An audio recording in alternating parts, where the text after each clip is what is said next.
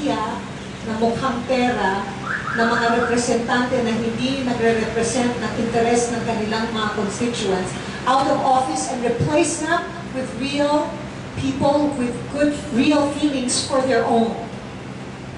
So what makes people think that we're going to have an election? At the rate this is going.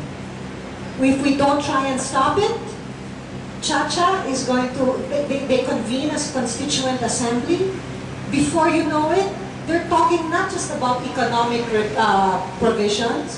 You can, and Congressman Gingonan can tell you this, the minute you convene as a constituent assembly, there are no bars to changing any law. If you say, I will sign on to this resolution na pang economic provisions lang yan, that doesn't stop them. Once those doors close, somebody can stand up there and say, let's talk about RA whatever. Let's talk about this particular provision in the Constitution. Let's change it.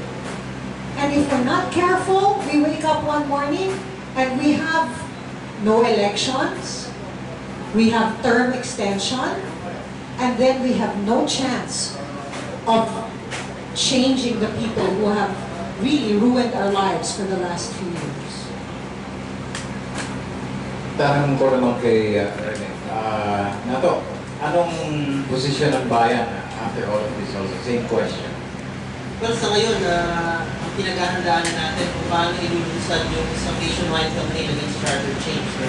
Pagamat hindi tayo papalarin sa impeachment complaint, tinitiyak naman natin na sa laban sa charter change, hindi po tayo magpapatalo dyan. At bibiguin natin ito.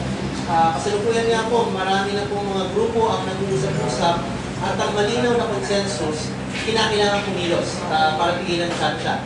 Ang pag-uusapan na lang siguro ay kung kailan yon, bago ba matapos ng taon o sa pagbubukas ng bagong taon. By tomorrow siguro, makakakuha na tayo ng malinaw na anunsyo.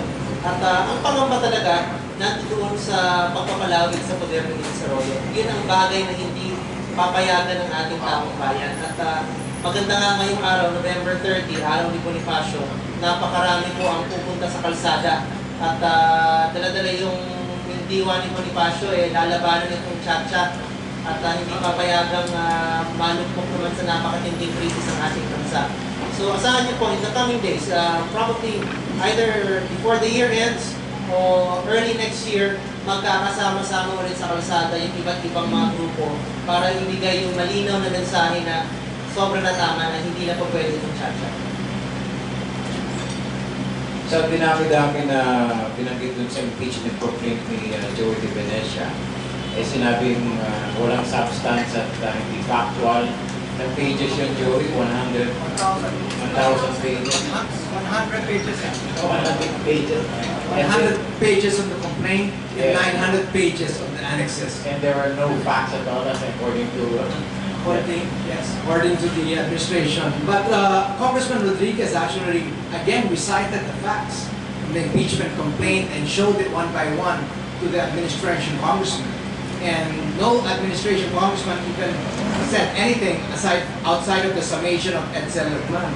No congressman from the majority even participated in a discussion or even in a debate, which we as complainants were hoping for before they ruled on sufficiency of substance.